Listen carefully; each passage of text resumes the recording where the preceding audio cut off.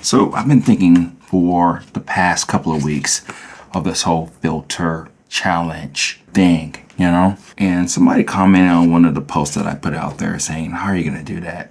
It's a lot of variables. There's a lot of things to worry about and all that good stuff. So I kind of thought about a plan of an action on this, but hear me out. This is going to be the Hario V60 against the world or everything else that's out there. So this is going to be a cone-shaped challenge. All right. So the way that I thought about doing this is keeping this as objective as possible is we're going to have to follow a couple of rules of engagement. So we're going to be using the Hario V60 versus whatever that particular paper filter that we're going to be using for that time. So it's going to be this versus that. So some of the variables that we're going to be doing or thinking about when we're actually drinking this cup of coffee is clarity, sweetness, acidity level, mouthfeel, astringent, dry finish. Is that we're going to get a brew time, a total brew time of how long it actually takes to brew that cup of coffee, drawdown behavior, what it looks like, what it's doing, and just for support only, a TDS reading. The biggest thing is what we taste, okay? That's going to be the biggest thing. There's also going to be other things that we're going to have to keep constant in this whole thing. We're going to be using the Hario V60, tried and true Hario V60 $10 plastic brewer. Why not, right? That's what most of us have, so let's use that. And we're going to actually be using the Hario Drip Assist. I want the whole thing to be as consistent as possible. I don't want my pouring techniques to dictate what happens. So that's going to be a part of the whole game that we're going to be doing. The other thing is that we're going to be using the K Ultra hand grinder. It's going to be at the same setting. So I've been noticing that I'm really getting good coffees about 6.5, 7. Maybe just leave it at 6.5. Okay. And that's the grind size that we're going to be using. This grinder only. We're going to be using the exact same water. We're going to be using spring water, and this one I got from my local Aldi. So we're just going to be using this, rocking with this. We're going to use the same cups. So the recipe that we're going to be doing is a 10-gram dose in a 1:15 ratio. So that's going to be critical in all this. Like I said, we're going to get the TDS just to kind of see what it does with the whole situation. But again, ultimately, it's all about our taste. All right. So I want to rinse the paper filter just because I think that'll give us an accurate view of actually what we do, because we rinse the paper filter. And the way that I'm going to do it is rinse it probably about 50 grams of boiling water, something like that. I don't know. I'm going to rinse it. And then after 3 minutes, I'm going to actually brew the cup of coffee. So the recipe that I'm going to be doing is going to be really simple.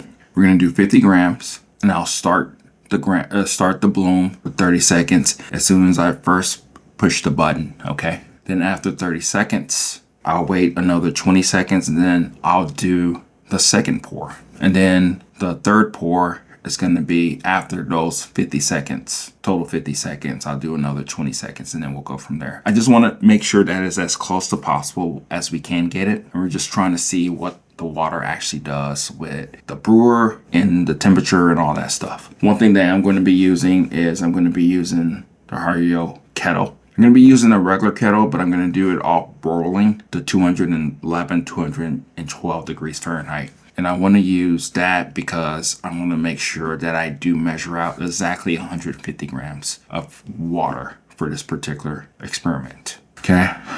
And the way that I'm going to be using the Drip Assist is that in the middle, it's going to be 50 grams of water. Wait to 30 seconds. And then I'm going to go, and that's going to be a center pour. And then the second pour is going to be on the outer rim. And then for the final pour is going to be back in the center. Okay. That's going to be the recipe for all the tests that we do. This may seem like this is going to be like a Drip Assist type of experiment, which it kind of is, but again, it's all about being consistent. So that's the reason why I'm really using this, to make sure that we cut out as many variables as we can when we actually do this experiment. I think that's mostly all the things that I'm thinking about doing with this particular challenge, and I think this is the best way to go about it. Oh, also the coffee. I already roasted some coffee a couple of days ago. I'll probably wait another week or two before I actually get started on this challenge. We're going to be using the exact same coffee. I think it's a medium roast Nicaraguan coffee that I roasted a pound or so for this challenge. That's what I got going. I think I've touched mostly on the challenge, things that we're gonna do, because at the end of the day, we're just trying to see if you need these filters. Is a Hario V60 filter perfectly fine? And if there's any other things that you would like me to look into, let me know.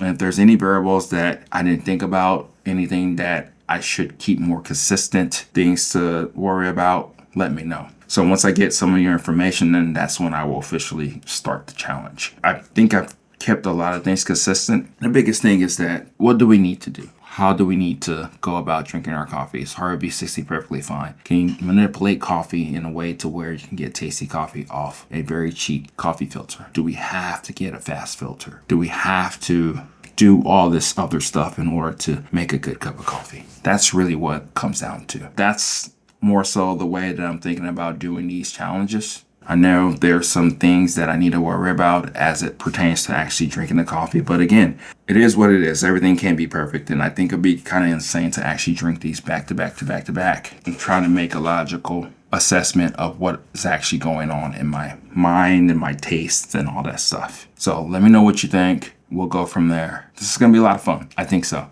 I'm going to learn a lot. You're going to learn a lot. And we're going to be able to actually select whichever coffee filter we want to go with. But at the end of the day, it is what it is, right?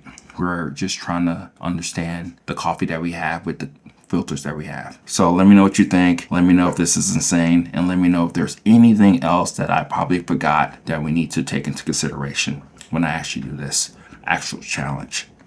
Talk to you later. Bye.